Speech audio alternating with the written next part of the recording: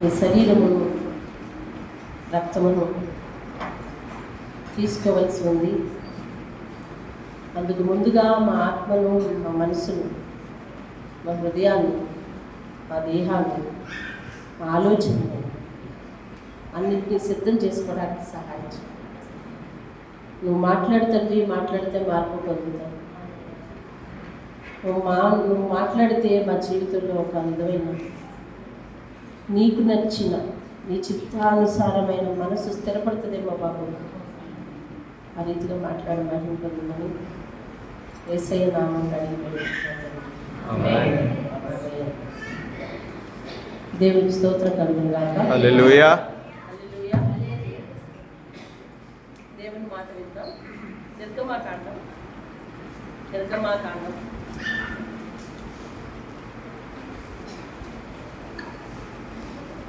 4వ అధ్యాయం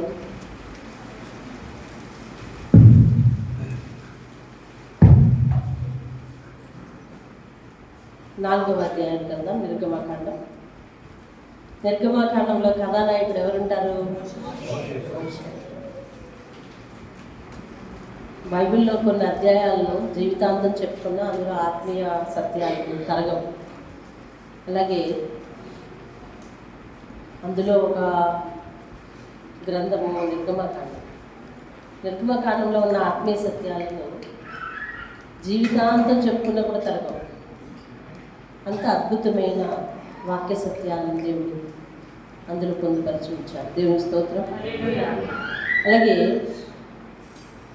నిర్గమకాండంలో దేవుడు మోషేను పిలుచుకున్న తర్వాత మోషే 5 సార్లు నా వల్ల కాదు, నేను ఈ సేవ చేయలేను అని సాకులు చెప్పాడు. చెబితే దేవుడు మోషేను బలపరచడానికి ఒక అద్భుతం చేసి చూపించాడు. మోషేను బలపరచడం అంటే నేను నీతో పాటు ఉంటాను. ఐగుప్తు దేశంలో ఇరుక్కుపోయిన ఇశ్రాయేలును విడిపించడానికి నీవే తగిన నాయకుడు కనుక నువ్వు నా సేవకు కావాలి అని దేవుడు కోరుకుని మోషేను పిలిస్తే, మోషే అనే ఒక నాయకుడిని పిలిస్తే మోషే తిరస్కరించాడు. నేను రాలేను ప్రభువా, అసలు నువ్వెవరని చెప్తే నేనేమని చెప్పాలి, నీకోసం నాకు పూర్తిగా తెలియదు. ఒకసారేమో నాకు నోటి మాంద్యం ఉంది, నాకు నత్తుంది, నేనేం చేయలేను అని, నేను కాదు వేరొకరిని పంపుకో అని రకరకాల సాకులు చెప్పినప్పటికీ దేవుడు నీతో నేను ఉంటానని నీకు రూఢిపరచడానికి, అతనితో ఉంటానని ధైర్యపరచడానికి దేవుడు ఒక చిన్న వస్తువుని ఆధారం చేసుకున్నాడు. ఆ వస్తువు ఏంటో చూద్దాం. చూడండి 4వ అధ్యాయం.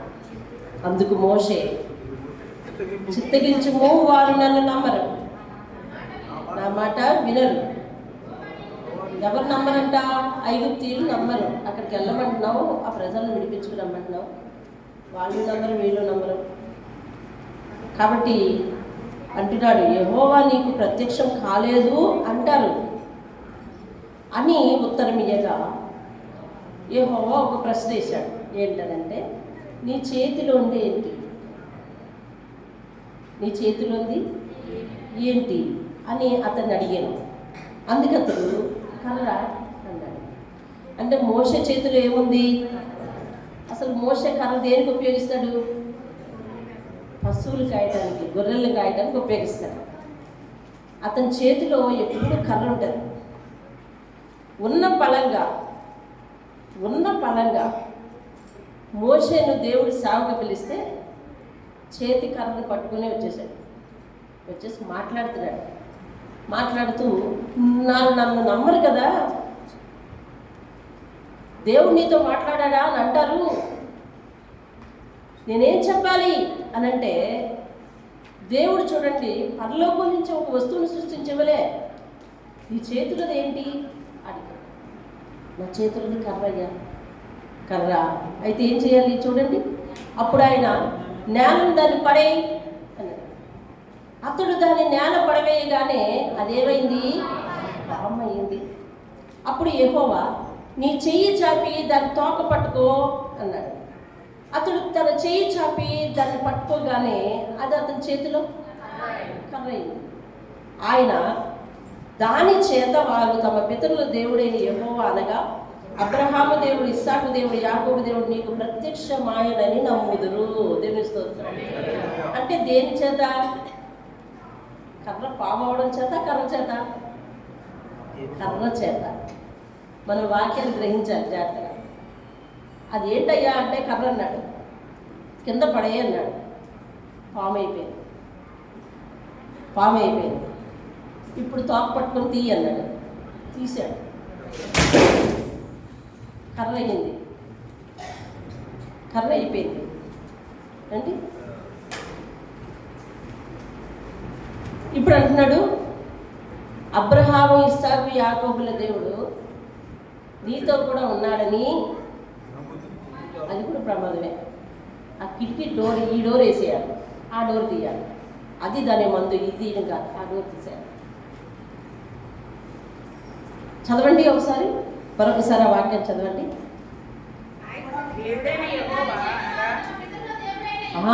దాని చేత వారు తమ పితరుడైన యెహోవా అనగా దాని చేత, దేని చేత? కర్ర చేత. నీ చేతిలో ఉన్న కర్ర చేతే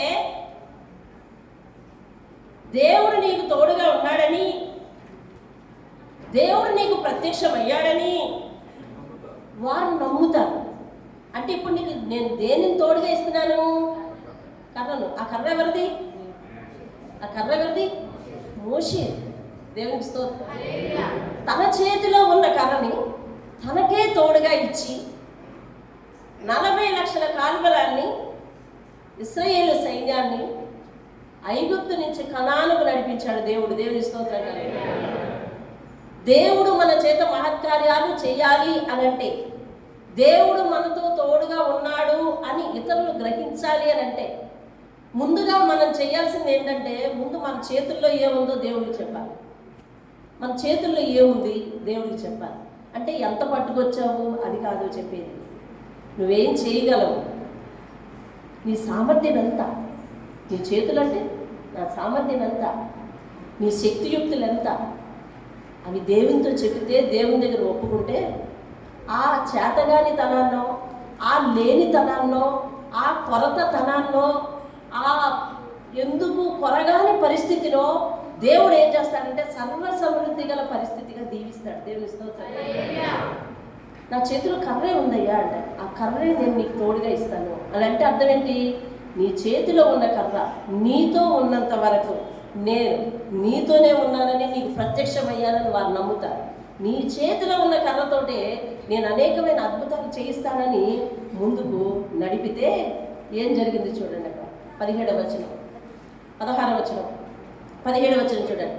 ఈ కర్రను చేత పట్టుకొని దానితోనే ఆ సూచక క్రియలు చేయవలెనని చెప్పాను. ఆ సూచక క్రియలు చేయవలెనని చెప్పాను. 20వ వచనం. మోషే తన భార్యను, కుమారులను తీసుకుని గాడిద మీద ఎక్కించుకుని ఐగుప్తుకు తిరిగి వెళ్ళాను. మోషే ఏ కర్ర పట్టుకుని వెళ్ళాడు? ఏ కర్ర పట్టుకుని వెళ్ళాడండి? అది దేవుని కర్ర, మోషే కర్ర. మరి మోషే ఏమంటున్నాడు? మోషే ఏమంటున్నాడు అంటే, ఏ కర్రతో అయితే దేవుడు అద్భుతాన్ని చేశాడో ఇప్పుడు ఇది నాది కాదు దేవుడి, ఇప్పుడు ఇది నాది కాదు దేవుడి అంటున్నాడు. పక్కకి పేజీ 7వ అధ్యాయం 19వ వచనం. ఇక్కడికి వచ్చేసరికి సన్నివేశం ఏంటంటే, ఐగుప్తీయుల దగ్గరకు మోషేను పంపించాడు. మోషే వెళ్ళి ఐగుప్తు రాజుతో మాట్లాడుతున్నాడు.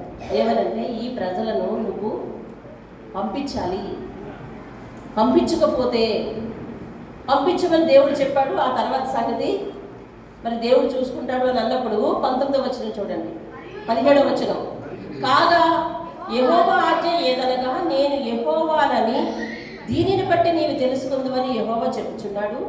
ఇదిగో నా చేతిలో ఉన్న ఈ కర్రతో నేను ఏటి నీటిని కొట్టుదునో అది రక్తముగా మార్చబడును, ఏటిలోని చేపలు చచ్చును, ఏరు కంపు కొట్టును, ఏటి నీళ్లు త్రాగుటకు ఐగుప్తీయులు అసహ్యపడుదురని చెప్పుమనను. మరి యెహోవా మోషేతో ఇట్లా నేను నీవు అహరోనుతో నీ కర్రను పట్టుకొని, ఇది ఎవరి కర్ర? ఇది ఎవరి కర్ర?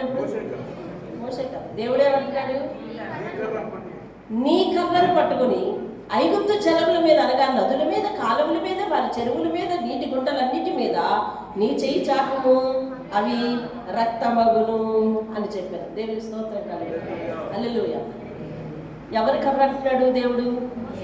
మోషే. ఎవరిని కొట్టమంటున్నాడు నదుల మీద? మోషే నదుల మీద కర్రతో కొట్టాడు. ఏమైనా అవన్నీ రక్తంగా మారిపోయాయి. ఏమైనా అవన్నీ రక్తంగా మారిపోయాయి. కొట్టిన వారు ఎవరు? మోషే. నేను ఎందుకు ఇన్నిసార్లు మిమ్మల్ని అడుగుతున్నానంటే మీరు గ్రహించాలి, దేవుని శక్తిని మీరు గ్రహించాలి. దేవుడు నీ చేతిలో ఉన్నది ఏంటి అంటే కర్ర అన్నాడు. దాంతో దేవుడు ఒక అద్భుతం చేశాడు. ఎప్పుడైతే తన చేతిలో ఉన్న దానితో దేవుడు అద్భుతం చేశాడో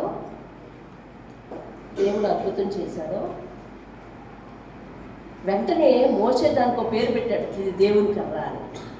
ఇదే ఎవరి కర్ర అంటండి? దేవుని కర్ర అని పేరు పెట్టాడు. దేవుడు ఏమంటున్నాడంటే నీ చేతిలో ఉన్న కర్రతో కార్యాలు చేయు, ఏటి నీటిని కొట్టు, అవి రక్తంగా మారతాయి అని దేవుడు చెప్తున్నాడు. మరలా 8వ అధ్యాయం 1వ వచనం చదువు. యెహోవా దేన్ని కొట్టి ఏటిని ఎవరు కొట్టారు? ఏటిని ఎవరు కొట్టారండి? మోషే కొట్టాడు. ఇప్పుడు ఏమని రాస్తుంది? దేవునికి స్తోత్రం. పరిశుద్ధాత్ముడు మాట్లాడుతున్నాడు. ఇక నుంచి మీరు దేవుడు నీతో కూడా ఉంటే నీ చేతిలో ఉన్న చిన్న రూపాయి అయినా చిన్న వస్తువైనా అది నీకు గొప్ప ఆశీర్వాదంగా మారుతుంది. నువ్వు దేవునితో ఉండాలి. నీ దగ్గర ఉన్న వాస్తవ స్థితి దేవునికి చెప్పగలగాలి. దేవుని ఎదుట నీ దగ్గర ఏముందంటే నా దగ్గర ఇదే ఉంది ప్రభు అని యథార్థంగా మాట్లాడగలగాలి. అప్పుడు దేవుడు నిన్ను నీ దగ్గర ఉన్నదానితోనే నిన్ను దీవించి అవన్నీ నువ్వు నీవి అని చెప్తాడు దేవుడు. దేవుడు కర్ర ఎవరిదంటున్నాడు ఇప్పుడు దేవుడు? మోషేదంటున్నాడు. మోషే అంటున్నాడు, అయ్యా ఇది ఎప్పుడైతే నీ చేతుల్లోకి తీసుకున్నావో, ఎప్పుడైతే నువ్వు ఈ అల్పుని చేత కార్యాలు చేయిస్తున్నావో, నేను నీది, ఇది కూడా నీదే, ఇది దేవుని కర్ర అంటున్నాడు. దేవుని హల్లెలూయా. ఒక మనిషి దేవుణ్ణి ఎలా ఆరాధిస్తున్నాడు, దేవుడు మనిషితో ఏ విధమైన ఒప్పందం చేస్తున్నాడో చూడండి. వారిద్దరి మధ్య బాండింగ్ చూడండి. అక్కడ దేవుడు అంటాడు నాది నీ కర్రే అంటాడు. అద్భుతాలు ఎవరు చేస్తారు? ఆయనే చేస్తాడు. ఎవరి చేత చేపిస్తాడు? ఈయన చేత చేపిస్తాడు. అర్థమవుతుందండి. ఈయనేమంటాడు, నీ చేతిలో ఏముంది, నీ దగ్గర ఏముంది అని అంటే, ఇదిగో నాకు మాట చేత కాదు, నా చేతిలో ఉన్నది ఇదిగో ఈ పశువులు కాసుకునే కర్రేనయ్యా అని అంటే, దానితోనే నేను నిన్ను నడిపిస్తాను, అది నీ కర్రే అంటాడు ఆయన. మోషే అంటాడు ఆ కర్రను ఉపయోగించుకొని దేవుడు అద్భుతాలు చేస్తూ ఉంటే చూసే ఐగుప్తీయులందరూ కూడా మోషే కర్రలో ఏదో మహిమ ఉందని అందరూ అనుకుంటా ఉంటే, మోషే కర్రను ఉపయోగిస్తే ఉన్నది లేనట్టు లేనిది ఉన్నట్టు మారిపోతుందని అంటే, మోషే దగ్గర దేవుడు ఉన్నాడు, మోషేలో దేవుడు ఉన్నాడు, మోషేయే దేవుడిగా ఉన్నాడు అని ఐగుప్తీయులందరూ నమ్ముతూ ఉంటే, మోషే అంటున్నాడు ఇది నాది కాదు నీదే కర్ర అంటున్నాడు. దేవుడు హల్లెలూయా. హల్లెలూయా. ఒక అల్పుణ్ణి దేవుడు ఉపయోగించుకుంటా ఉంటే, అల్పుడు అంటున్నారు నాది కాదు గొప్పతనం నీది అంటున్నాడు. అర్థమవుతుందా? నాది కాదు గొప్పతనం నీది అంటున్నాడు. దేవుడు ఆ అల్పుని యొక్క మనస్తత్వం, ఆ అల్పుని యొక్క యథార్థత, ఆ అల్పుని యొక్క నిష్కల్మషమైన మనసు చూసి మహిమంతా దేవునికి అతడు ఆరోపిస్తుంటే, దేవుడు ఏం చేస్తున్నాడంటే, లేదు లేదు నీ వెనక నేను ఉంటాను, కార్యాలు చేసేదంతా నువ్వు, నీలో నుంచి నేను మహిమ పొందుతాను అంటా ఉన్నాడు దేవుడు. దేవుడు హల్లెలూయా. నా దేవుడు తనకి గొప్ప తెచ్చుకునే దేవుడు మాత్రమే కాదు, నీకు ముందు గొప్ప తెచ్చే దేవుడు, నీకు ముందు గొప్ప తెచ్చే దేవుడు. అటువంటి దేవుడిని మన జీవితంలో వెనక్కి పెట్టుకోకూడదు. ఆయన ఎక్కడ పెడుతున్నాడు? మోషేని ముందు పెడుతున్నాడు. ఎక్కడ పెడుతున్నాడండి మోషేని? ముందు ముందు. మోషే, నువ్వు వెళ్ళు, నా స్వరం వాళ్ళకి వినిపిస్తాను, నా పని మాత్రమే నువ్వు చెయ్యి అని ఫరో దగ్గరికి మోషేని పంపించి, మోషే అక్కడ నిలబడుతుండగా యెహోవా స్వరం వారి మధ్యకి వినిపించి, ఏ ఫరో, మోషే చెప్పిన మాట మోషే చెప్పినట్లుగా మోషేతో పాటు నా ప్రజలను విడిపించకపోతే ఆ ఏటి కాలంలన్నిటి నీరు కూడా రక్తంగా మార్చేస్తాను నేను అని అంటే, అప్పుడు ఫరో పంపించలేదు అనుకోండి, మోషే ఇప్పుడు కొట్టు అని కూడా పని చేయించుకోవచ్చు కదా, చేయించుకోవచ్చా లేదా? అలా కూడా పని చేయించుకోవచ్చు కదా. అంటే తన పనివాడిని, తన మాట వినేవారిని తను పనికి మాత్రమే ఉపయోగించుకోవడం కాదు, తనలో నుంచి దేవుడు ఉన్నాడన్నట్టుగా ప్రజలకు చూపించే గొప్ప దేవుడు, నేను ప్రకటించే దేవుడు. దేవుడు హల్లెలూయా. నువ్వు దేవుని యందు యథార్థంగా ఉండి ఎవరి జీవితాల్లోకైనా నువ్వు వెళ్తే, ఎవరి జీవితాల్లోకైనా నీ పరిస్థితులు వెళ్తే, నువ్వు వెళ్తే, నీ ద్వారా వాళ్ళ జీవితంలో మేలు జరిగితే వాళ్ళు నీలో నుంచి దేవుణ్ణి చూసేటట్టు చేస్తాడు దేవుడి స్తోత్రం. హల్లెలూయా. ఒక పనికిరాని పాత్ర దేవుని దగ్గరికి వచ్చింది, దేవుడు పనికొచ్చే పాత్రగా చేస్తున్నాడు దాన్ని. మోషే పశువులు కాసుకునేవాడే, ఒక కోపిష్టి, ఆతృత కలిగిన వాడు, కంగారు కలిగిన వాడు, ముందు వెనకలు ఆలోచించకుండా నీతంటే ఏంటో, యథార్థత అంటే ఏంటో అటువైపు పనిచేసి వెళ్ళిపోతాడు అంతే. అందుకోసం ఒకరు ఐగుప్తీయుడు హెబ్రీయుడి మీద అన్యాయంగా మాట్లాడుతున్నాడని చెప్పి కోపం వచ్చి చంపేశాడు అంతే. తర్వాత ఏమవుతుందో కూడా ఆయనకి తెలియదు. ఇటువంటి కంగారు తత్వం కలిగిన వాడిని, నత్తి కలిగిన వాడిని, పశువులు కాసుకోవడమే వచ్చిన వాడిని, అర్థమవుతుందండి, ఇది మాత్రమే చేతనైన వాడిని దేవుడు పిలుచుకొని అద్భుతాలు చేసే వాడిగా మారుస్తున్నాడండి. దేవునికి స్తోత్రం. హల్లెలూయా. అయితే మన చేతిలో ఏముందో, మనం ఏం చేయగలమో ముందుగా ఆయన దగ్గర యథార్థంగా జీవించాలని. దేవుని స్తోత్రం. దేవుని దగ్గర ఎంతసేపు మన మనస్సు ఇలా ఉండకూడదు, ఇందులో ఏముందండి, ఏముంది చెప్పమంటే 10 మంది, నేను దీని చాటును తీశాను అనుకోండి, ఇందులో ఏముంది చెప్పండి అని అంటే 10 మంది 10 రకాలు ఊహిస్తారు ఇందులో. అంటే ఇది ఎవరికి ఏం అర్థం కావట్లేదు అనమాట, మనం దేవుని దగ్గర అర్థం కానట్టుగా బిహేవ్ చేయకూడదండి. దేవుని దగ్గర అర్థం కానట్టుగా ఉండకూడదు. ఎప్పుడు ఏ సమయంలో ఎలా ఉంటామో తెలియనట్టుగా ఉండకూడదు. దేవుని దగ్గర ఎప్పుడు ఒకేలా ఉండాలి. రాత్రికాల సమయంలో ఒక భక్తుడి గురించి మాట్లాడాను. ఎవరైనా అతడు ఆశీర్వాదం పొందకముందు ఎలా ఉన్నాడు? ఒకలా ఉన్నాడు, ఒక రేంజ్లో ఉన్నాడు. ఎలాగా? ఆత్మీయ జీవితంలో అబ్బా ఆయనలాగా ఎవరు లేరు, రాజులందరూ రాజ్యాన్ని ఏలారు కానీ ఈయనలా భక్తి కలిగి రాజ్యాన్ని ఎవరు ఏలలేదని చెప్పి చరిత్ర గ్రంథాల్లో ఆయన ఒకసారి రాస్తే, ఆత్మీయ దృష్టితో ఒకసారి రాస్తే, ప్రవక్తతో ఆయనకున్న సంబంధాన్ని బట్టి ఒకసారి రాశారు. మొత్తం 3 చోట్ల ఆయనకి చరిత్ర ఉందండి బైబిల్ గ్రంథంలో. అలాంటి వాడు ఆశీర్వాదం పొందిన తర్వాత, అవసరం తీరిన తర్వాత దేవుని దగ్గర తన వెర్షన్ మారిపోయిందండి. వెర్షనే మారిపోయింది. అంటే దేవుని దగ్గర తను పనిచేసే తీరు మారిపోయింది, దేవుని దగ్గర తను ఉండే తీరు మారిపోయింది. అంటే మనము దేవుని దగ్గర యథార్థంగా ఉన్నప్పుడు దేవుడు మన చేత అనేక మంది జీవితాల్లో అద్భుతాలు చేస్తాడండి. మనం దేవుని దగ్గర అద్భుతాలు పొందుకోవటానికి, మేలులు పొందుకోవటానికి, ఆశీర్వాదాలు పొందుకోవటానికి, నన్ను ఆశీర్వదించు, నన్ను దీవించు అని అనుకోవడానికి మనం రాలేదు దేవుని దగ్గరికి. దేవుని దగ్గరికి మనం వస్తే మనం ఎటువంటి పనికిరాని పాత్రలమైనప్పటికీ కూడా దేవుడు ఒకసారి తన చేతిలోకి తీసుకున్నాడంటే మనం అందరికీ పనికొచ్చే పాత్ర అయిపోతామండి. దేవునికి మనమే ప్రవీణ్ అనుకుంటాం కదా, నా బ్రతికే ఏడవటం నాకు కష్టంగా ఉందని అనిపిస్తుంది కదా. నా బ్రతికే నాకు ఏడవడం కష్టంగా ఉంది. ఒకసారి ఓ పాస్టర్ గారు నాకు ప్రార్థన చేస్తూ, మా నాన్నగారికి ప్రార్థన చేస్తూ ఆయన అన్నాడు, వీరు రాబోయే రోజుల్లో అనేక మందికి ఆహారం పెట్టుదురుగాక అన్నాడు. ఆ రోజు మాకు భోజనం లేదు. వీరు రాబోయే రోజుల్లో అనేక మందికి ఆహారం పెట్టుదురుగాక అన్నాడు. రాబోయే రోజుల్లో మనం దేవుని చేతిలోనికి వెళ్ళిపోతే దేవుడు మనల్ని ఏ రీతిగా ఉపయోగించుకుంటాడో అది ఊహించడం నీకు చేత కాదు, మానవునికే చేత కాదు. చేత కాదండి. అర్థమవుతుందండి? మానవులకే చేత కాదు.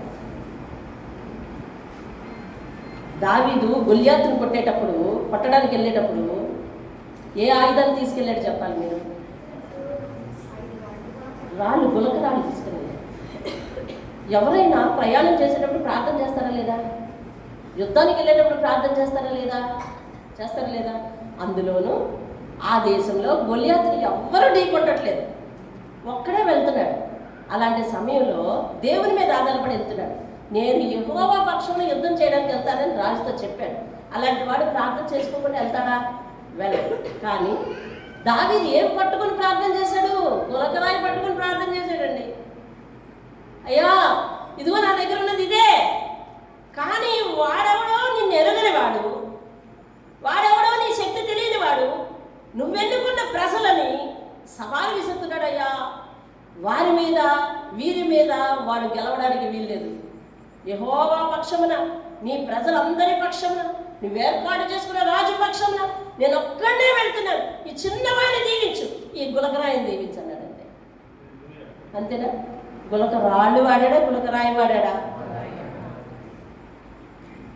ఏదైతే దేవుని చేతిలో పెడతావో, ఇదే నాకు వచ్చు ప్రభువా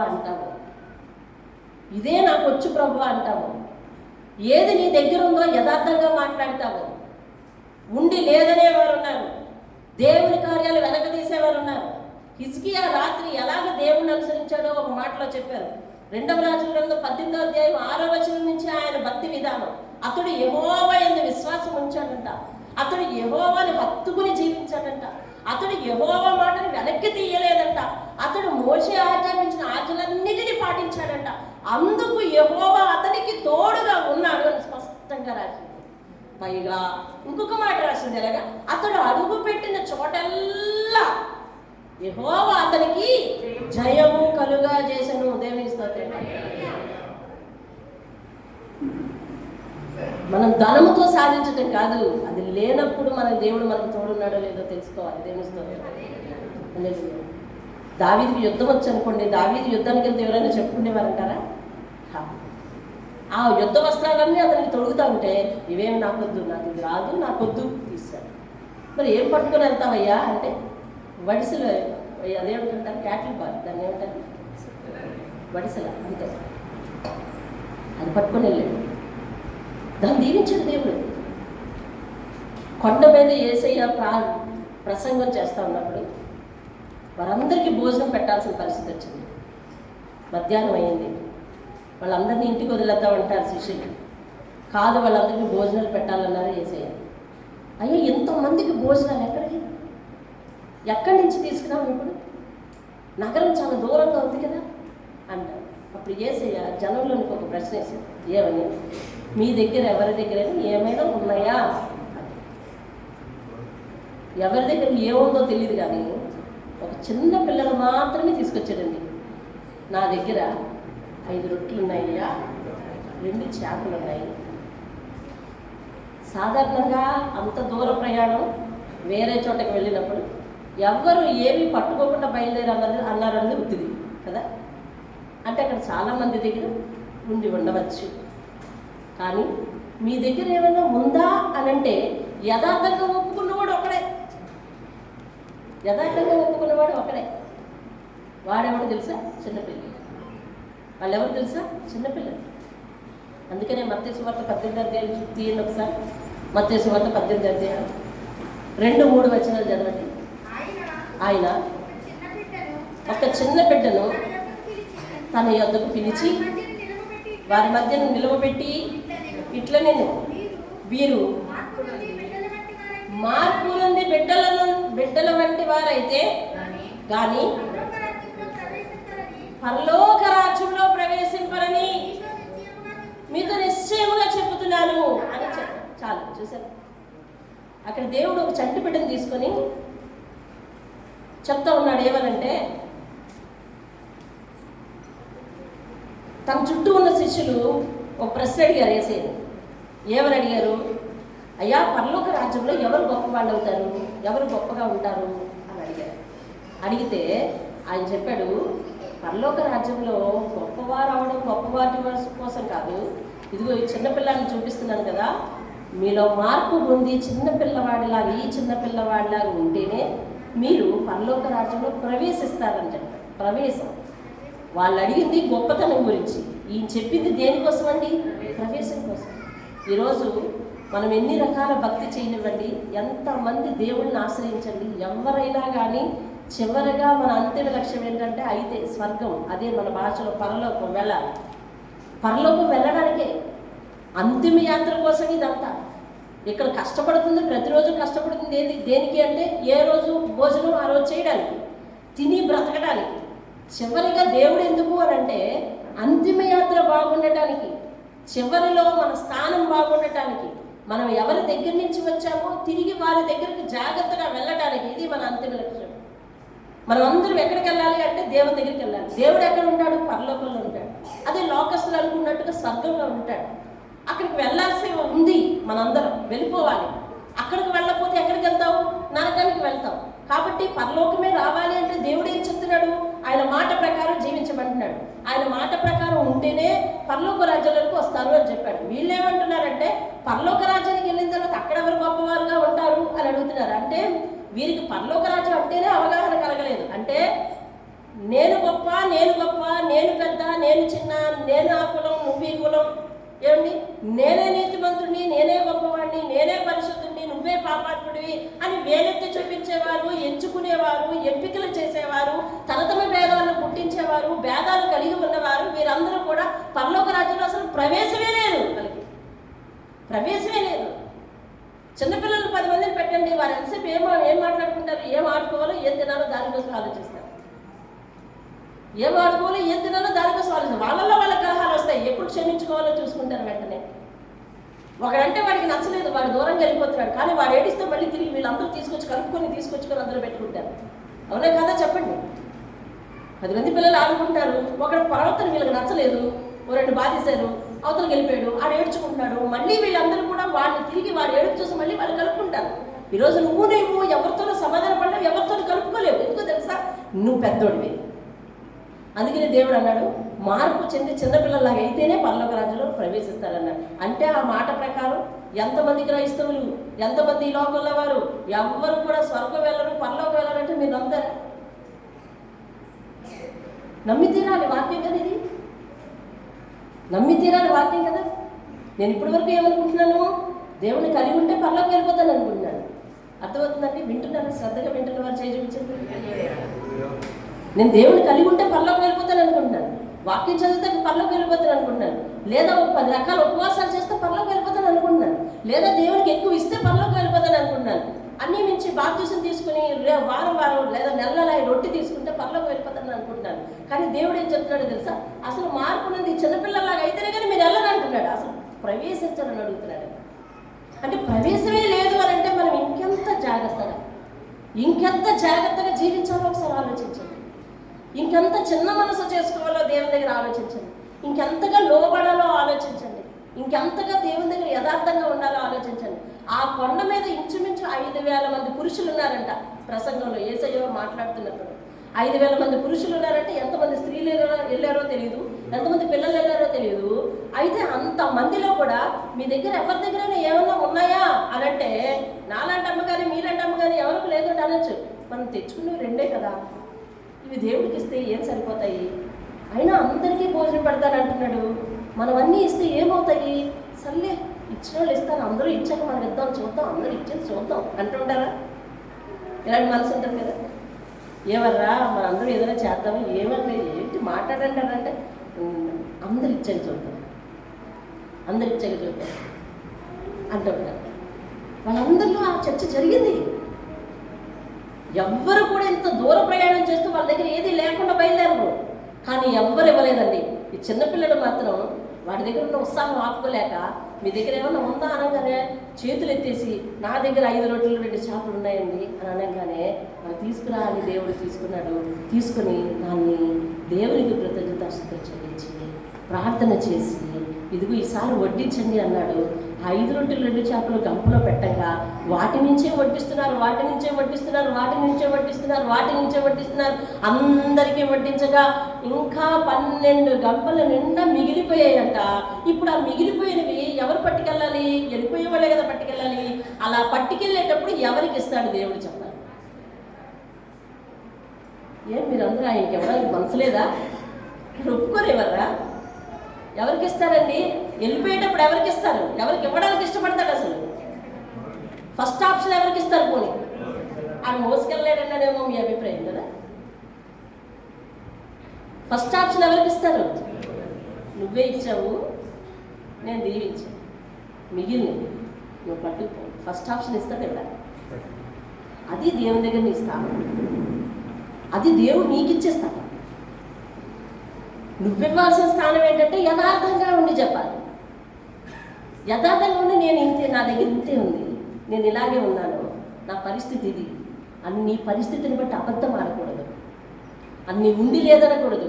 దేవుని కార్యాలకు వెనక తీయకూడదు.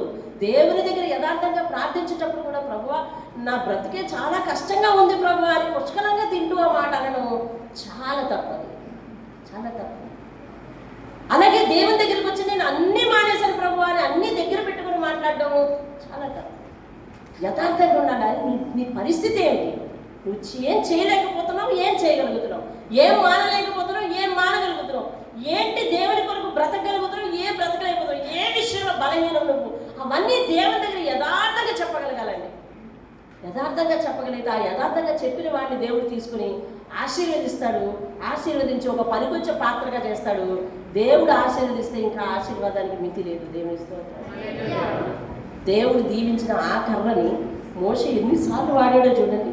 7:10 నీటిని రక్తంగా మార్చడానికి వాడాడు.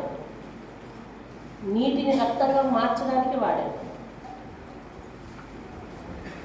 8వ అధ్యాయం 5లో యెహోవా మోషేతో ఇట్లా నేను ఆ కర్రను పట్టుకొని ఏటిపాయల మీద కొడితే కాలువల మీద చెరువుల మీద నీ చెయ్యి చాపి నువ్వు ఇలాగా కర్ర చూపిస్తే చాలు ఐగుప్తు దేశం మీదకి కప్పలు వచ్చేస్తాయని చెప్పి. అలాగే నేల మీద బుగ్గిని చూసి నువ్వు ఐగుప్తు దేశం వైపు చూపించే కర్ర చూపించి నువ్వు ఆ కర్ర చూపిస్తే చాలు ఆ ధూళంతా ఆ రేణువులన్నీ కూడా ధూళిగా అయిపోతాయి, ధూళంతా పేలుగా మారిపోతాయి అని కూడా దేవుడు చెప్పాడు. అలాగే 14-16 చూడండి. ఎర్ర సముద్రాన్ని పాయలు చేసేసింది అదే కర్ర. ఎర్ర సముద్రాన్ని పాయలుగా చేసింది అదే కర్ర. బండను నీళ్లతో బండ నుండి నీళ్లు రప్పించింది అదే కర్ర. అర్థమైందండి? వాళ్ళు అరణ్య ప్రాంతంలో దాహం అడిగారు. దాహం అడిగితే ఆ బండని దేంతో పట్టమన్నాడు దేవుడు? నీ కర్ర అంటున్నాడు. నీ కర్రతో కొట్టు అంటున్నాడు దేవుడు. మోషే అంటున్నాడు ఇది దేవుని కర్ర, దేవుని కర్ర. 17వ అధ్యాయంలో చూడండి. 17వ అధ్యాయం ఒకసారి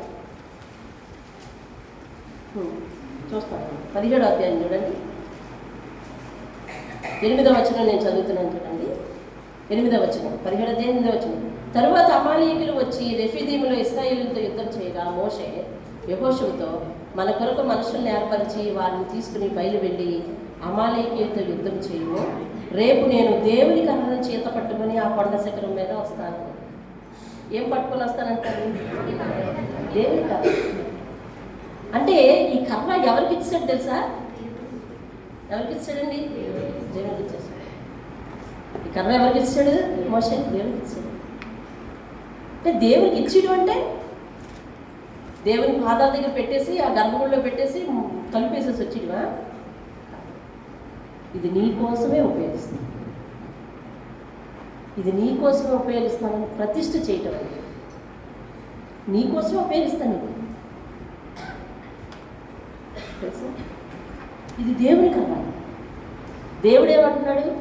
మోషే కర్ర, నీ కర్ర. వస్తువు ఎవరి చేతిలో ఉందండి? మోషే చేతిలోనే ఉంది. కానీ ఇది ఎవరికి ఇచ్చాడు మోషే? అదే గ్రహించాలి. మోషేని దేవుడు అంతగా ఎందుకు దీవించాడో తెలుసా? మోషే దైవార్పితం అంటున్నాడు. తన మనసు దైవార్పితం, తన జీవితం దైవార్పితం. తన జీవితాన్ని దేవుడికి అర్పించుకున్నాడు, తన మనసును దేవుడికి అర్పించుకున్నాడు, తన చేతిలో ఉన్న కర్రను దేవుడు కల్పించుకున్నాడు. అందుకనే మోషేని ఇశ్రాయేలీయుల 40 లక్షల మందికి కూడా దేవుడు మోషేనే దేవుడిగా చూపించేశాడు. అంతే. ఒక సముద్రాన్ని మనిషి చేతితో కొడితే పాయలు అయిపోతుందా? అది ఎవరు చేయాల్సిన పని? దేవుడు చేయాల్సింది. ఎవరి చేత చేయిస్తున్నాడు? ఎందుకు ఆయనకు రాదా? కాదు, నీలో నుంచి నేను మహిమ పొందుతాను. దేవుని స్తోత్రం. ఒక మనిషి దేవునికి అంకితం అయితే ఆ మనిషి జీవితాన్ని దేవుడు మహిమాన్వితంగా మారుస్తాడండి. ఎలా మారుస్తాడు తెలుసా? మహిమాన్వితంగా మారుస్తాడు. ఒకసారి దేవుడు మాట్లాడుతున్నాడు ఇలాగే సంఘంలో వాదించి, ఏ వ్యక్తి అయినా దేవుని దగ్గరికి ఫలానా లోటుతో వస్తే లోట్లు చాలా ఉన్నాయి కదా మన జీవితాలకు.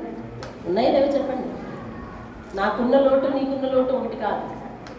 అందుకని ఇక్కడ ఎంతోమంది కుటుంబాలు ఉన్నాయో, లోట్లు లేని వారు మీరు ఎవరైనా ఉన్నారా? లేదు. ఏదో ఒక దాంట్లో వెళుతుంది మనకి, ఏదో ఒక దాంట్లో లోటు ఉంది. మీరు ఎవరైనా లోటు లేని వారు ఉంటే వాళ్ళని కలిపేసుకుంటున్నానేమో, ఒకవేళ క్షమించండి. మాకు ఏ లోటు లేదు కదా, ఎందుకు లోటు అని అనుకుంటే, లోటు ఉంటే దేవునితో నువ్వు అంటి పెట్టుకుని ఉండాలని. లోటు ప్రతి ఒక్కరికి ఉంటుంది, ఏదో ఒక వెలితి ఉంటుంది. నువ్వు ఎంత దేవుని కాదనుకుని ఆనందిస్తున్నా ఏదో ఒక చోట నీ మనసు చివుక్కుమని బెడ్చి కొడతా ఉంటుంది. అదే లోటు. నీకున్న లోటులో ఏ లోటుతో దేవుని దగ్గరికి వస్తామో, దేవుని దగ్గరికి వచ్చాక మన జీవితం ఆయనకు అంకితం చేస్తే, అనగా ఆయన దగ్గర యథార్థంగా జీవిస్తే, దేవుడు ఆ లోటుని ఈరోజు పూడ్చి, లేదా దేవుడు ఆ లోటును భర్తీ చేసి నిన్ను దీవించడమే కాక రానున్న రోజుల్లో అలాంటి లోట్లు ఉన్న అనేక మంది జీవితాలకు నువ్వు సమాధానం అయ్యేటట్లు చేస్తాడండి దేవుడు. అంటే మొదటిది ఏమిటంటే ఆశీర్వాదం, రెండవది ఆశీర్వాదంలో ప్రమోషన్ అన్నమాట.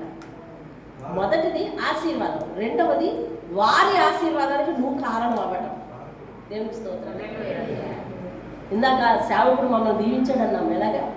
రానున్న రోజుల్లో అనేక మందికి మీ చేతితో భోజనం పెట్టుదు కాక అని అంటే, నాకే లేదు, ఎలా పెడుతున్నాను?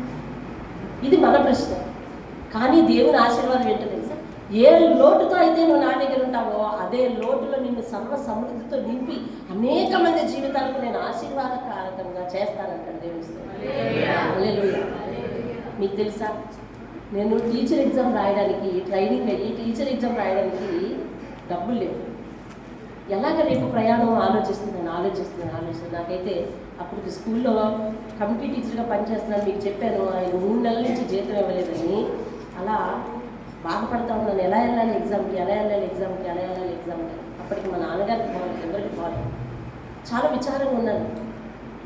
అది అలా నెహెమ్యా నా రాజు అడిగినట్లు ఆ స్కూల్లో మా గురువుగారు అదే నాకు పాఠాలు చెప్పిన మాస్టర్ అదే స్కూల్లో ఉన్నారు. ఎందుకు పద్మ ఉదయం నుంచి విచారంగా ఎందుకు విచారంగా ఏం లేదు చెప్పాను. అలా 2 రోజులు అయింది. పరీక్షలు దగ్గర పడిపోతాను, నేను పరీక్షకి వెళ్ళాలి. నువ్వు 4 రోజుల నుంచి చూస్తున్నాను, నువ్వు ఎందుకు విచారంగా ఉన్నావు అని నన్ను దగ్గర కూర్చోబెట్టుకొని అడిగితే అసలు నిజం చెప్తే ఆయన వెంటనే జోబులోంచి తీసి అప్పటికి 10 రూపాయల నోట్లు, ఆ 10 రూపాయల నోట్లు ఒక 20 నాకు ఇచ్చి లెక్క పెట్టంటే అంత మొత్తం నేను ఎప్పుడు కూడా నా చేతితో పట్టుకోలేదు. అంత మొత్తం నా చేతిలో ఎప్పుడు పట్టుకోలేదు. దాన్ని లెక్క పెట్టమన్నారు. లెక్క పెట్టడాక కాగితం తీసి వెనకాతలు పెట్టి ఆయన ఏమన్నాడు తెలుసా? మా గురువు గారు ఇప్పటికీ బ్రతికే ఉన్నారు, విజయనగరంలో ఉన్నారు, ఆదినారాయణ గారు ఆయన పేరు జ్ఞాపకం చేసుకోకుండా ఉండలేదు. ఆయన అన్నాడు, అదే లెక్క పెట్టడం, ఒక్కటి తీసి వెనకాల పెట్టి ఇలా అయితే రేపొద్దున నువ్వు వేలలో లెక్క పెడతావు, లక్షలలో లెక్క పెడతావు అంటే చూసావా?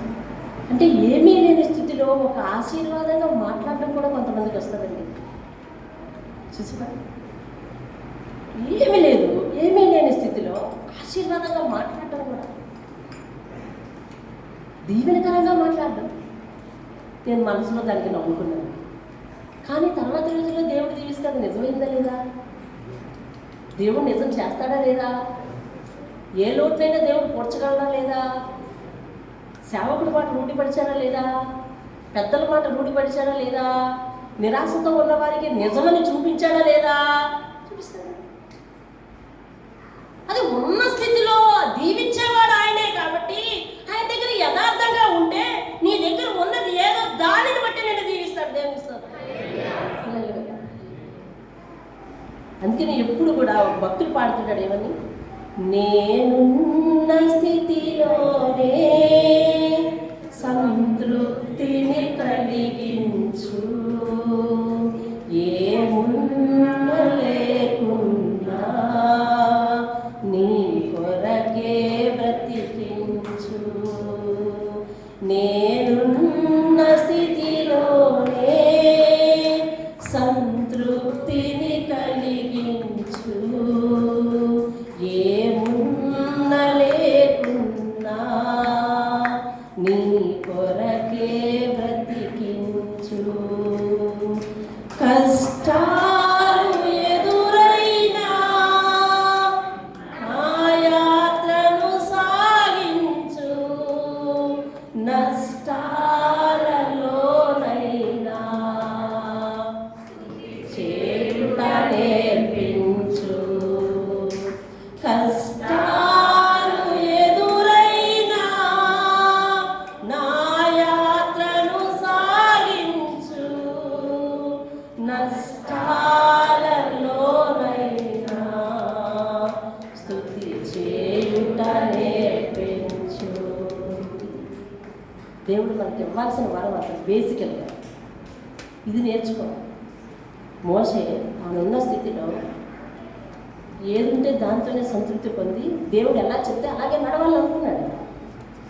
కష్టాలు వచ్చాయి, సంతృప్తిగానే ఉండాలనుకున్నాడు. నష్టాలు ఎదురైనవి, ఎదురు దెబ్బలు ఎదురైనవి, అయినా కూడా దేవుడి కొరకే జీవించాలనుకున్నాడు. అంతేగాని లాభం ఆశించి దేవుడి దగ్గరికి రాలేదు. జీవిస్తేనే దేవుడి దగ్గర ఉంటానని అనలేదు. ఆయన దగ్గరికి వచ్చి ఉన్నా లేదని చెప్పలేదు. ఉంచుకొని దేవుడికి ఇవ్వకుండా ఉండలేదు. తన దగ్గర ఉన్న సామర్థ్యాన్ని, తన దగ్గర ఉన్న సమయాన్ని దేవుడి కొరకు వెచ్చించకుండా ఉండలేదు. ఆమాంతం ఆ జీవితాంతం కూడా దేవునికి అర్పణ అయిపోయాడు. కాబట్టి కష్టాల్లో నిలబడ్డం నేర్చుకున్నాడు, నష్టాల్లో నిలబడ్డం నేర్చుకున్నాడు. అనేక మందికి సర్వోన్నతులైన దేవుని పరిచయం చేయడానికి ఆయన నాయకుడు అయిపోయాడండి. దేవుని స్తోత్రం. హల్లెలూయా. చూసే జనాలందరికీ మోషే దేవుళ్ళ కనిపిస్తున్నాడు. ఇప్పుడు దేవుని స్తోత్రం. రేపొద్దున అనేక మంది జీవితాలను నీ చేతితో దీవిస్తుంటే వాళ్ళందరికీ నువ్వు దేవుళ్ళ కనిపిస్తుంటావు. మనం ఒప్పుకోకపోవచ్చు, నేను కాదు దేవుణ్ణి, దేవుడే అన్ని కార్యాలు చేస్తున్నాడు మనం అనొచ్చు. కానీ నీ ద్వారా మేలు పొందిన అనేక మందికి ఏమవుతావో తెలుసా? నువ్వే దేవుళ్ళ కనిపిస్తుంటావు. దేవుడు అలాగ చేయగలడు. దేవునికి స్తోత్రం కలగాలి. మన దేవుని దగ్గర యథార్థంగా ఉండడం నేర్చుకోవాలి. మన చేతులు ఏముందో చెప్పగలగాలి. మనకున్న సమయం ఎంతో చెప్పగలగాలి. దేన్ని దాచకూడదండి, దేన్ని దాచకూడదు. సమయం ఉండి దేవుని దగ్గర దాచకూడదు. సమయం లేదు అనకూడదు. ఇవ్వగలిగి ఉండి నేను ఇవ్వలేను అనకూడదు. చెప్పగలిగి ఉండి చెప్పలేను అనుకోకూడదు. ప్రార్థించగలిగిన సమయం ఉండి నేను ప్రార్థించనని చెప్పకూడదు. నీ దగ్గర ఏదుందో, ఏ సమయం ఉందో, ఏ ఆయుష్ ఉందో, ఏ పరిస్థితులు ఉన్నాయో అవి దేవుని కొరకు నువ్వు యథార్థంగా వెచ్చించకపోతే వాటిని దేవుడు ఎలా దీవిస్తాడు? ఉన్న సమయం, ఉన్న ఆయుష్, ఉన్న ఆరోగ్యం, ఉన్న స్థితిగతులు అన్నీ కూడా దేవుని దగ్గర యథార్థంగా పెట్టకపోతే దేవుడు నిన్ను దీవించడు. ఉన్న స్థితిలో యథార్థంగా జీవించకపోతే దీవించలేడు. అసలు నీ దగ్గర ఏముందో చెప్పగలగాలి కదా. మోషే నీ దగ్గర ఏముంది అంటే నా దగ్గర కర్రే, నా దగ్గర ఈ కర్రే, అయితే ఈ కర్రతోనే అద్భుతాలు చేస్తావు నువ్వు అన్నాడు. అంతే. దేవునికి స్తోత్రం. దావీదా నీ దగ్గర ఏముంది అంటే చిన్న గులకరాయనైనా అంటే ఆ గులకరాయితోనే వాడు కొట్టేస్తావు చాలు వెళ్ళు అన్నాడు. అంతే. ఆ గులకరాయితోనే కొట్టేస్తావు చాలు వెళ్ళు అన్నాడు. దేవుడి నుంచి నువ్వు మైకి బిగించుకోవాలి, మైకి బిగిస్తాడు చాలు వెళ్ళిపో, ఈ ఒక్క గులకరాయి చాలు అన్నాడు. అంతే. దేవునికి స్తోత్రం. చిన్న పిల్లడు అడిగాడు, అయ్యా నీ దగ్గర ఎవరి దగ్గర ఏమన్నా అంటే ఆ చిన్నపిల్లడు రెస్పాండ్ అయ్యాడు అందులో నుంచి. నా దగ్గర 5 రొట్టెలు 2 చేపలు ఉన్నాయ్యా అంటే బాబుకి దాన్ని దీవించాడు, ఆశీర్వదించాడు. వెళ్ళేటప్పుడు తను దీవించిన మిగిలిపోయిన సంపదనంతటికి ఆ కుమారుడే కదా వారసుడు. దేవుని స్తోత్రం. హల్లెలూయా. మన జీవితంలో దేవుని గణపరచడం నేర్చుకోవాలి. దేవుని దగ్గర యథార్థంగా ఉండడం నేర్చుకోవాలి. మాట ఒకలా మనసు ఒకలా ఉండడానికి వీల్లేదు. మాట ఒకలాగా మనసు ఒకలాగా పనులు ఒకలాగా ఉండడానికి వీల్లేదు. మాట మనసు పని ఏకమవ్వాలి, ఒకేలా ఉండాలి. దేవుడిచ్చిన ఆయుష్ లేదంటే, దేవుడిచ్చిన సమయం లేదంటే, దేవుడిచ్చిన ఆరోగ్యం లేదు అంటే దేవుడు వాటిని ఎలా దీవించాలండి? ఎలా దీవించాలి? కాబట్టి దేవుడిని దీవించాలంటే, దేవుని జీవితంలో అద్భుతాలు చేయాలి అంటే దేవుని దగ్గర నీ ఉన్న స్థితిని యథార్థంగా దేవుని దగ్గర చూపించగలగాలండి. దేవునికి స్తోత్రం. హల్లెలూయా, హల్లెలూయా. జక్కయ్య అనేవాడు ఒక పెద్ద పాపి. ఆ లోకమంతా అతన్ని ముద్రించింది. ఇతడు పాపి, ఇతడు పాపి, ఇతడు పాపి, ఇతడు దుర్మార్గుడు, ఇతడు దుర్మార్గుడు, ఇతడు దుర్మార్గుడు అని. అతడు దేవుడి దగ్గరికి వచ్చి రెండు మాటలు మాట్లాడుతున్నాడు. ఏమనంటే, అయ్యా, నేను గతంలో దుర్మార్గుడిని, కానీ నిన్ను చూసిన తర్వాత నా అన్యాయపు సంపాదన అన్నాడా లేదా? అంటే తన సంపాదన ఏ సంపాదనలో ఒప్పుకున్నాడు? ఏ సంపాదన అంటే అది అన్యాయపు సంపాదన. నేను అన్యాయంగా సంపాదించిన దాంట్లో నాకు గుర్తున్నంత వరకు 2 ఎత్తులు ఇచ్చేస్తాను. కొన్ని గుర్తులేవు, ఎప్పటి నుంచో ఈ పాప పని చేస్తున్నాను, గుర్తులేవు. కాబట్టి ఈ గుర్తు లేనిదంతా కూడా నేను పేదలకి బేదలకి అమ్మిచ్చేస్తాను. నా దగ్గర అన్యాయాన్ని ఉంచుకోను అంటున్నాడు. అంటే ఇప్పుడు తాను ఏం చేస్తున్నాడు? యేసు దగ్గరికి వెళ్ళి పూర్తిగా సమర్పించుకుంటున్నాడండి. దేవుని ఉన్న స్థితిలో నువ్వు నేరుగా వెళ్ళి ఇదిగో నేను ఇది, నేను యథార్థం, ఇదిగో నేను ఇంతే అని నీకు నువ్వు ఆయనకు అప్పగించుకోకపోతే, యథార్థంగా దేవుని దగ్గరికి వచ్చి నిలబడకుండా దేవుని దగ్గరికి అబద్ధంగా వచ్చి దేవుని దగ్గరికి అబద్ధంగా మాట్లాడి దేవుని దగ్గరే చాటుబాటు దేవుని దగ్గరే అన్నీ చేస్తే దేవుడు ఎలా దీవిస్తాడండి? మన జీవితాల్లో దీవెన ఎలా వస్తుంది? రాదు. ఆ నడక అలాగే ఉండదండి. మనం దీవించబడాలంటే ఒకటే మన దగ్గర ఏముందో, ఎలా ఉన్నామో, మన స్థితి ఏమిటో, మనం అన్యాయంగా ఉన్నామో పాపంగా ఉన్నామో చెప్పాలి. అప్పుడు దేవుడు ఆ పాత్ర తుడిచి వేస్తాడు, కడిగి వేస్తాడు. దేవుని స్తోత్రం. దేవుని దగ్గర నమ్మకంగా లేకపోతే అసలు నమ్మకానికే ఆస్పదం ఆయన. నమ్మకం అంటేనే మారిపోయారు ఆయన, యథార్థత అంటేనే మారిపోయారు ఆయన. ఆయన దగ్గర కాలం గడుపుదామంటే అయ్యే పని కాదు. అలా అయితే మనం లోకంలో గడపచ్చు, అలా అయితే మనం ఎక్కడెక్కడ ఉండొచ్చు. అక్కడ ఆంక్షలు లేవు, ఎవరు నిన్ను అడగరు. కానీ ఇక్కడికి వస్తే మాత్రం ఖచ్చితంగా వాక్య ప్రకారం జీవించాలనేది నిబంధన ఉంది. ఆర్జనతో జీవించే నీకు ఏంటి లాభం? ఆర్జనతో జీవించే నీకు ఈ లైఫ్ అంతా కొంచెం ఆర్జనతో ఆంక్షలతో నడుస్తూ ఉంటుంది. చివరికి వెళ్ళేసరికి నీ జీవితం దేవుని దగ్గరకు గమ్యానికి చేరుతుంది. దేవునికి స్తోత్రం కలుగుతుంది. అలా కాదండి, ఉన్నదే ఈ బ్రతుకంతా ఎంజాయ్ చేస్తూ సంతోషంగా విలాసంగా కులాసాగా జీవించాలండి. ఇలా టైట్గా ఆర్జలని ఆంక్షలని అది చేయకూడదని ఇది చేయకూడదని, అలా తిరగకూడదు అలా తిరగకూడదు, ఇలా తాగకూడదు అలా చేయకూడదు, ఇలా గింతలు వేయకూడదు అలాగ అనుభవించకూడదు అని ఆంక్షలు వద్దండి అని అంటావా? త్రూఅవుట్ ద లైఫ్ అంటే మొత్తం లైఫ్ అంతా జల్సగానే ఉంటుంది, సంతోషంగానే ఉంటుంది, మత్తుగానే ఉంటుంది, తేలుతున్నట్టు ఉంటుంది. కానీ తేలి నరకంలో పడిపోతుంది అని బైబిల్ చెప్తుంది. నేను కాదు, బైబిల్ చెప్తుంది. ఎవరి మాట? దేవుని మాట. దావీదు అంటున్నాడు, దేవా నీవు దేవుడవు, నీ మాట సత్యము అంటే దేవుని మాట ఏంటన్నమాట? సత్యం. లోకం దేవుని అంతం కొరకు ఆలోచించట్లా, దేవుడు అంతం కొరకు చెప్తున్నాడు. లోకం అంతం కొరకు ఆలోచించట్లేదు. అంతం అంటే ఏంటండి? ఈ లోకం ఒకనాడు గతించిపోబోతుంది. అందరూ అంటున్నారు ఇదే నక్కపల్లి, అంతకుముందు అసలు ఒక టీ కొట్టైనా ఉండేది కాదండి, అబ్బా బాబాయ్ ఎంత డెవలప్ అయిపోయింది అంటున్నారు. నిజమే, అభివృద్ధి అంతకంతగా పెరిగిపోతుంది. మీరు ఎక్కడ చూసి ఇదే కాదు, ఏ ప్రాంతమైన ఇదే ప్రాంతానికి కొద్ది రోజుల తర్వాత చూడండి ఇంకా అభివృద్ధి చెందే ఉంటుంది. కళ్ళకు కనిపిస్తుంది అభివృద్ధి. అట్ ద సేమ్ టైం మానవుల్లో కూడా పెరుగుతుంది ఒక అవిధేయత, అభివృద్ధి చెందిపోతుంది. తెలుసా? దేవునికి విరుద్ధమైన పనులు, దేవునికి విరుద్ధమైన పాపం. అంటే మానవ విచక్షణ లేకుండా మనుషులు చేయకూడని పనులు చేస్తూ కూడా మానవులు కూడా పాపంలో పెరిగిపోతున్నారు, అభివృద్ధి చెందేస్తున్నారు. తెలుసా? మీతో ఒకసారి పంచుకున్నానా? రానున్న రోజుల్లో ఇంతకుముందు మనకు ఫోన్లు ఉండేవి కదా, టెలిఫోన్ ఉండేది. అసలు ఎక్కడ ఉండేది? ల్యాండ్ ఫోన్ ఉండేది, అవును కదా.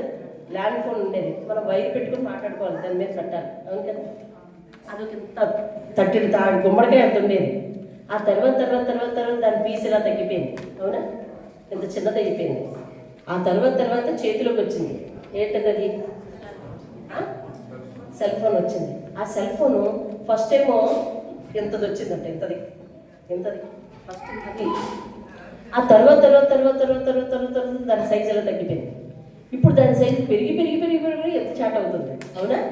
ఇదంతా ఏంటి, అభివృద్ధి కదా, అభివృద్ధి. రానున్న రోజుల్లో ఎంత చాటని ఎవరు మోసుకెళ్ళక్కర్లేదు, ఎంత ట్యాబ్ని ఎవరు మోసుకెళ్ళక్కర్లేదు, ఎంత కంప్యూటర్ని ఎవరు మోసుకెళ్ళక్కర్లేదు, ఇంత సెల్ ఫోన్ని ఎవరు పాకెట్లో పెట్టుకోక్కర్లేదు. ఆడు కొట్టేసాడు ఈడు కొట్టేసాడు బాధలు లేవు, అర్థమవుతుందా. రానున్న రోజుల్లో ఏం జరగబోతుందో తెలుసా. నేను నీకు ఫోన్ చేస్తే సిగ్నల్స్ ఎక్కడి నుంచి వస్తున్నాయి, గాలిలో నుంచి. అంటే ఈ గాలిలో ఎందరో మాట్లాడే మాటలు ఉంటున్నాయి తెలుసా, అవునా కదా. ఎందరో మాట్లాడే ఇక్కడ ఇప్పుడు ఎవరికైనా ఫోన్ వస్తే కిందకి వెళ్ళిపోతారు. ఈ గాల్లోనే ఉన్నాయి ఆ మాటలు, కానీ పరికరంలోకి వెళ్తున్నాయి. రానున్న రోజుల్లో మనం ఏం చేయబోతున్నామో తెలుసా. ఇదే టెక్నాలజీని ఉపయోగించి మనము సెల్ ఫోన్ వాడట్లే, మనమే మన చేతిలో ఉన్న చిప్పుతో మనం గాల్లో ఒక స్క్వేర్ గీయబోతున్నాం. ఇలా జస్ట్ నేను ఫోన్ చేయాలనుకుంటే అంటే నాకు ఇండికేషన్ వస్తుంది అనమాట, నాకున్న చిప్పుని బట్టి నాకు ఇండికేషన్ వస్తుంది. ఆ ఇండికేషన్ బట్టి నేను గాల్లో ఎలా చేస్తాను. ఇలా తీయంగానే వెంటనే నేను నాకు వచ్చిన ఫోన్కి ఇలా నెంబర్ నొక్కిన వెంటనే అవతల ఫేస్ నాకు కనపడుతుంది. నేను గాల్లోనే ఇలా మాట్లాడుతుంటాను. చూడండి, చెవిలో వైర్లు పెట్టుకొని మాట్లాడుకుంటూ వెళ్ళిపోతుంటే వాళ్ళ దగ్గర వైర్ ఉంటేనే వీడు ఎవరితోనో మాట్లాడుతున్నాడని తెలిసేది. ఇప్పుడు వైర్లు లేవు, ఆ చెవుల్లోకి వెళ్ళిపోయింది. నేను తెలిపోయినాయి లేవా, అది కూడా సైజు తగ్గిపోతుంది. ఎక్కడ దూరిపోతుందో లోపల నాకు భయం. అది కూడా సైజు తగ్గిపోతుంది, లోపలికి వెళ్ళిపోతుంది అలాగా. రేపు పొద్దున ఇవే ఉండవు. ఇలాగే చూసుకుంటా వెళ్ళిపోతుంటాడు. కింద ఎన్నో యాక్సిడెంట్లు అయిపోతుంటాయి. ఇప్పుడు యాక్సిడెంట్ తక్కువ, ఏవేవో రానున్న రోజుల్లో మనం అంత టెక్నాలజీకి వచ్చేస్తుంది. సరే, ఎక్కడైనా కూర్చొని మాట్లాడాలనుకుంటున్నావా, అదిగో మూలకు పోయి ఆ బల్ల మీద కూర్చొని మాట్లాడాలనుకుంటున్నావు అనుకో, ఆ బల్ల మీద కుర్చీలో కూర్చొని ఆ టేబుల్ మీద ఇలా తీసుకొని అక్కడి నుంచి చూసుకొని అక్కడి నుంచే చేసుకొని అక్కడి నుంచే బుక్స్ పట్టుకెళ్ళవలసిన అవసరం లేదు, సెల్ ఫోన్ పట్టుకెళ్ళవలసిన అవసరం లేదు. అర్థమైందంటే ఎక్కడికి ఏది కూడా ఏ ఎలక్ట్రానిక్ కూడా మోయవలసిన అవసరం లేదు. అంత టెక్నాలజీ వచ్చేస్తుంది. అట్ ద సేమ్ టైం అలాగే మోసాలు జరిగిపోతున్నాయి. ఇప్పుడు ఏఐ వచ్చింది తెలుసు కదా, ఆర్టిఫిషియల్ ఇంటెలిజెన్స్. మొన్న మీరు వీడియో చూసారో లేదో, మన ఫేస్నే మీ ఫేస్గా మార్చేసి ఏమేమి మాట్లాడాలో మాట్లాడేసి వీడియో రికార్డ్ చేసేసి పంపించేది. వాళ్ళే మాట్లాడినట్టు అనమాట. పాప అవతల వాళ్ళకి ఏం తెలియదు.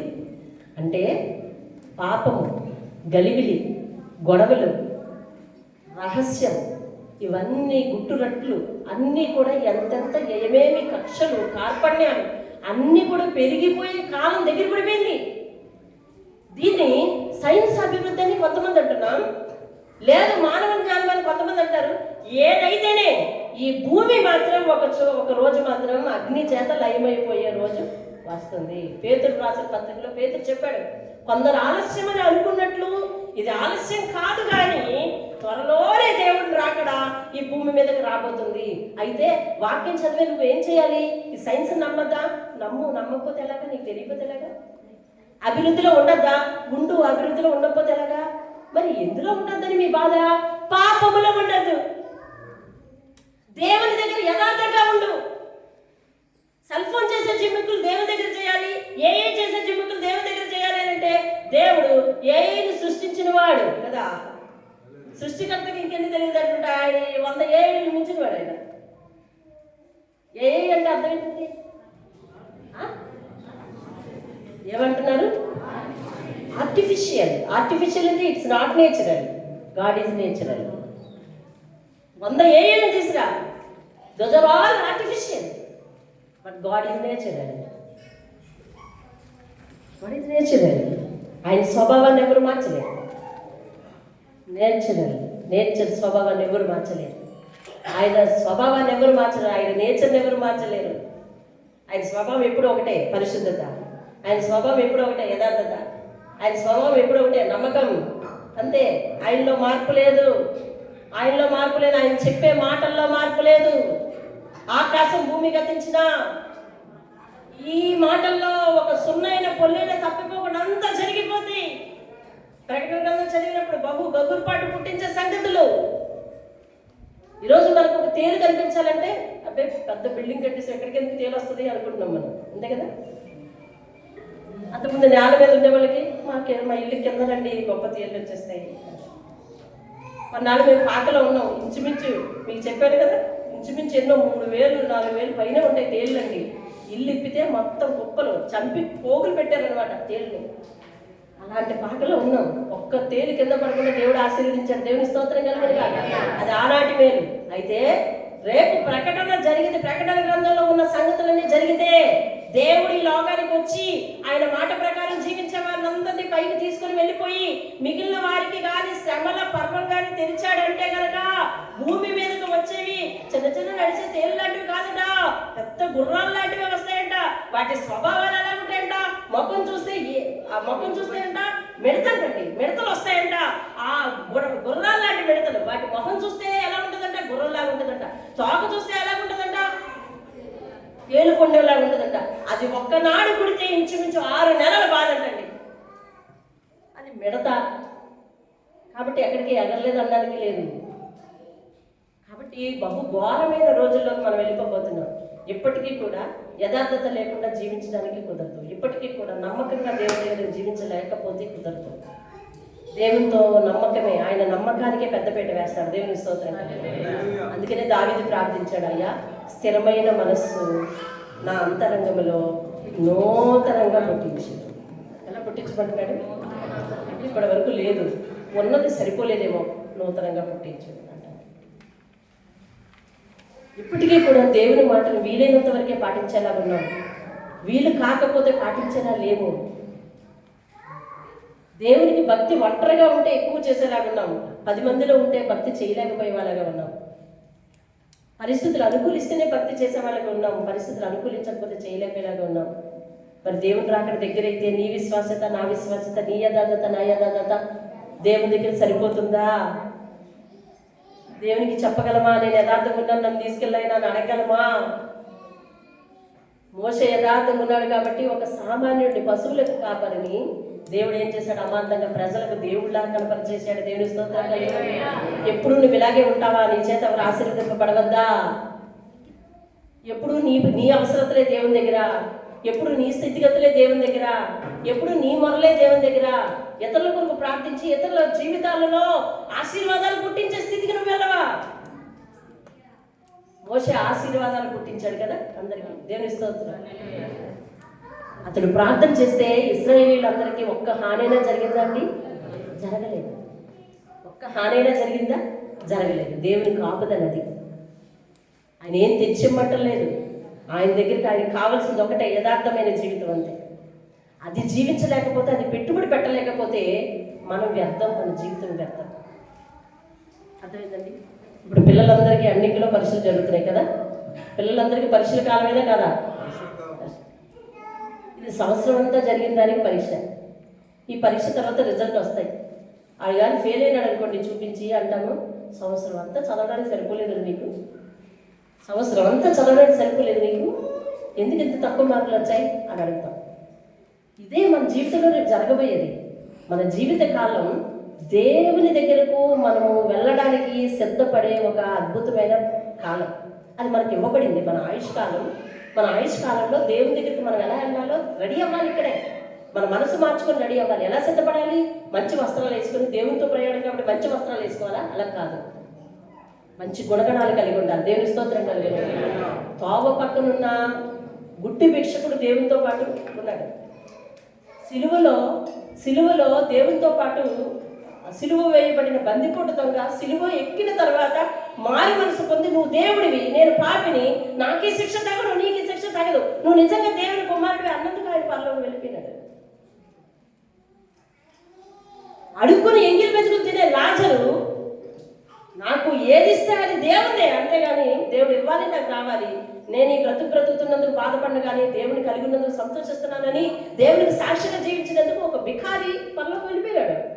అంటే పరలోకి వెళ్ళాలంటే ఏ ఉద్యోగం చేయాలి? పరలోకి వెళ్ళాలంటే ఏ కోర్సు చదవాలి? పరలోకి వెళ్ళాలంటే ఏం చేయాలి? ఏమి ఇవ్వాలి? ఉన్న 24 గంటల్లో ఆయుష్ అంతా 24 గంటలు అతనే వాడేసుకుంటాడు. 7 గంటలు 24 అతనే వాడేసుకుంటాడు. 30 రోజులు 24 గంటలు అతనే వాడేసుకుంటాడు. దేవునికి ఇవ్వడానికి, మనసు ఇవ్వడానికి, మనసులో కాసింత చోటు ఇవ్వడానికి మనం చాలా బాధపడుతున్నాము. పరలోకంలో మనకి అంత చోటు ఇవ్వాలి కదండి. మన గుండెల్లో ఇంత చోటు ఇవ్వడానికి దేవునికి బాధపడుతున్నాము. పరలోకంలో పెద్ద సీట్ ఇవ్వమంటున్నాం. పరలోకంలో పెద్ద సీట్ ఇవ్వమంటున్నాం కదండి. మీరు కూర్చోడానికి ఒక అడుగు స్థలం పట్టిందా? ఒక అడుగు స్థలంలోనే కదా మీరు కూర్చుండేది, అవునా? మరి మీ హృదయంలో దేవునికి అంతండి ఇంత చోటు ఇవ్వలేకపోతున్నాం. మనం యథార్థంగా ఉండలేకపోతున్నాం. భక్తి మార్గాలు మానవుడు చాలా మార్గాలు ఎన్నుకుంటున్నాడు. ఒక్కొక్కరు ఒక్కొక్క దేవుడిని ఏర్పాటు చేసుకున్నారు. కానీ ఏ భక్తిలోనైనా హృదయాన్ని ఇచ్చి పాపానికి భయపడి పాపపు జోలికి వెళ్లకుండా పరిశుద్ధంగా జీవించకపోతే నువ్వు ఎన్ని మార్గాలు ఎన్నుకున్నా అదంతా రద్దు. అన్నిటికీ మించి పాపం పోయే మార్గం ఎన్నుకోకపోతే రద్దు. పాపం పోయే మార్గం ఒకటే ఒక మార్గం, పరిశుద్ధులైన దేవుని మార్గం తెలుస్తుంది. అక్కడ పాపం ఎలా పోతుంది? అతడు సిలువలో కార్చిన రక్తము వల్ల పోతుంది. మనందరి పాపాల నిమిత్తం, అందరి అవిధేయతల నిమిత్తం ఆయన ఒక్కసారి సిలువలో మన కొరకు రక్తము కార్చి బలి అయిపోయినాడు కనుక ఆయన్ని జ్ఞాపకం చేసుకుంటూ మనం రొట్టె తీసుకుంటున్నాం. రొట్టె తీసుకునే ముందు మనం యథార్థంగా ఆయన ఎదుట ఉన్నామో లేదో మనము ఆయన ఎదుట మన మనసును పరుచుకోవాలి. ప్రార్థించండి. మోకరిద్దాం ప్రార్థన చేద్దాం. మోషే నీ చేతిలో ఏముంది అన్నప్పుడు ఏదో ఉంది కదా, ఆ ఉన్నదే చెప్పాడు, కర్ర ఉంది అని. బాబు నీ జీవితంలో ఏముంది అంటే ఏం లేదు. బాబు నీ జీవితంలో ఖాళీ లేదా? ఖాళీ లేదు. బాబు నీ మనసులో చోటు లేదా? చోటు లేదు. బాబు నీ దగ్గర యథార్థత ఉందా? లేదు.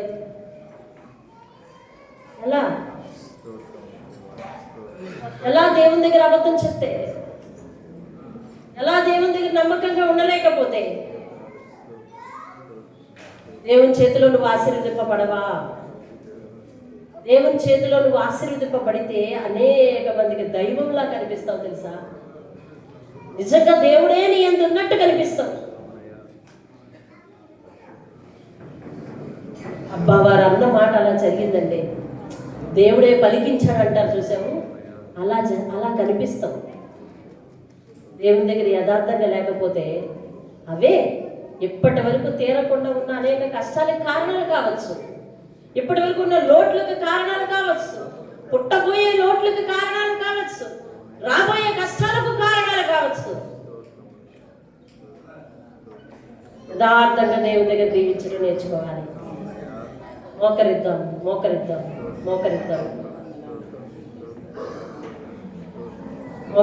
విన్న వాక్యాన్ని బట్టి ప్రభువా నేను నీ దగ్గర యథార్థంగా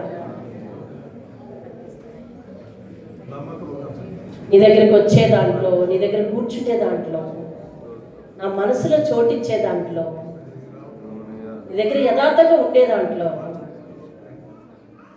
నువ్వివ్వమన్న 10 వంతు 10 ప్రతిష్టాపనలలో, నువ్వు చెప్పిన వాక్యాలు పాటించటంలో, శత్రువులు ప్రేమించడంలో, సమాధాన పడటంలో, వేదనలు కనికరించడంలో, ఎదుటి వారికి సహాయపడటంలో, అన్నిటిలో యథార్థంగా జీవిస్తానయ్యా. యథార్థంగా జీవిస్తాను